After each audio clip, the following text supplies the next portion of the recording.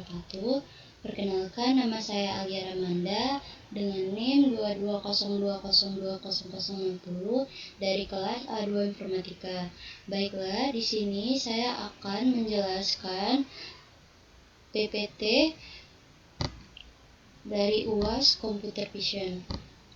Baiklah, di slide pertama, di sini pembelajaran transfer dan augmentasi data dalam AI. Dalam era kecerdasan buatan AI yang berkembang pesat, transfer learning dan augmentasi data menjadi strategi penting. Keduanya mengatasi keterbatasan data dan waktu pelatihan, membuka jalan bagi inovasi di berbagai bidang AI, mulai dari fisik komputer hingga pemrosesan bahasa alami (NLP). Selanjutnya, tujuan pembelajaran. Konsep dasar, memahami prinsip-prinsip transfer learning dan augmentasi data sebagai fondasi pengembangan model AI yang efisien. Kedua, teknik utama. Mengenali dan menguasai berbagai teknik utama dalam kedua pendekatan, dari fine-tuning hingga augmentasi gambar dan teks. Ketiga, manfaat dan penerapan. Mengidentifikasi manfaat dan kondisi ideal untuk menerapkan transfer learning dan augmentasi data dalam proyek AI. Keempat, peningkatan performa. Meningkatkan performa model AI secara signifikan, bahkan dengan sumber daya data dan komputasi yang terbatas. Selanjutnya, apa itu transfer learning?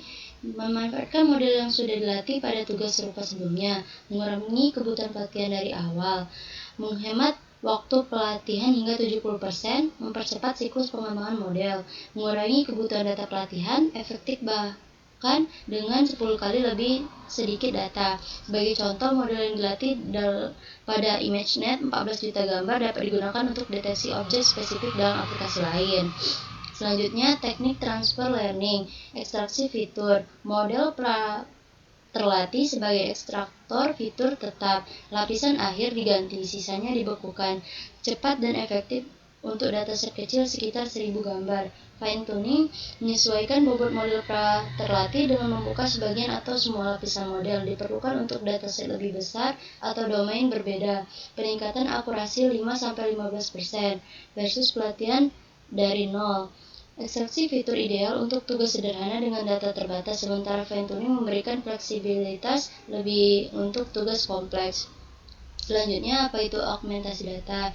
Itu menciptakan variasi baru dari data pelatihan yang sudah ada, memperluas dataset secara artifisial, mencegah overfitting terutama pada dataset kecil, meningkatkan kemampuan model untuk generalisasi, meningkatkan ketangguhan model terhadap variasi data dunia nyata.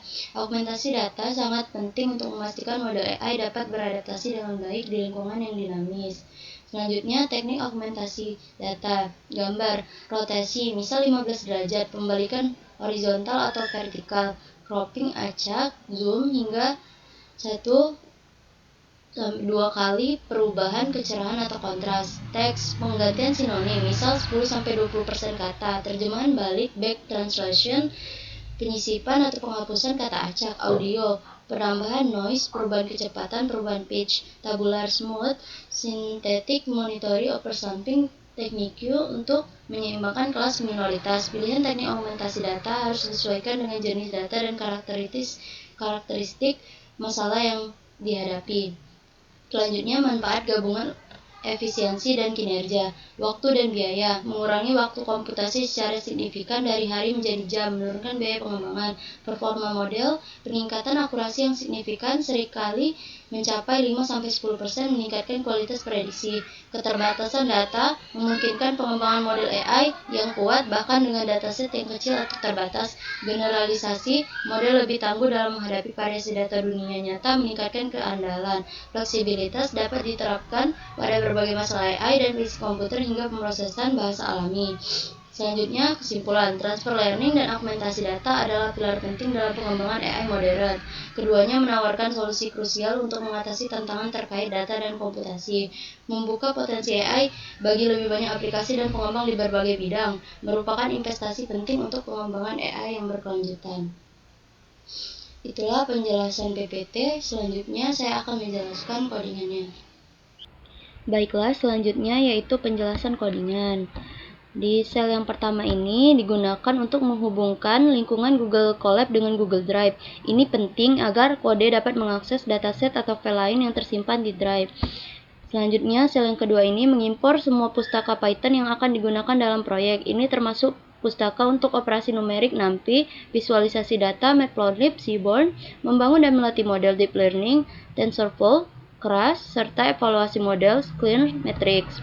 Selanjutnya, sel yang ketiga, sel ini mendefinisikan lokasi path folder yang berisi gambar untuk pelatihan Traindir dan variabel FileDir di dalam Google Drive. Selanjutnya yaitu sel yang keempat, ini menyiapkan proses augmentasi data dan generator untuk memuat gambar. Train DataGen melakukan berbagai transformasi pada gambar pelatihan, misalnya rotasi, zoom, untuk meningkatkan variasi dan membantu mencegah overfitting. FileDataGen hanya melakukan preprocessing yang diperlukan tanpa augmentasi. TrainGen dan FileGen kemudian memuat gambar dari direktori yang ditentukan dalam batch. Selanjutnya yaitu sel yang kelima. Sel ini menghitung bobot kelas untuk mengatasi masalah ketidakseimbangan jumlah sampel antar kelas dalam dataset pelatihan. Bobot ini memastikan model memberikan perhatian yang adil pada semua kelas, termasuk kelas minoritas. Selanjutnya yaitu sel yang keenam ini.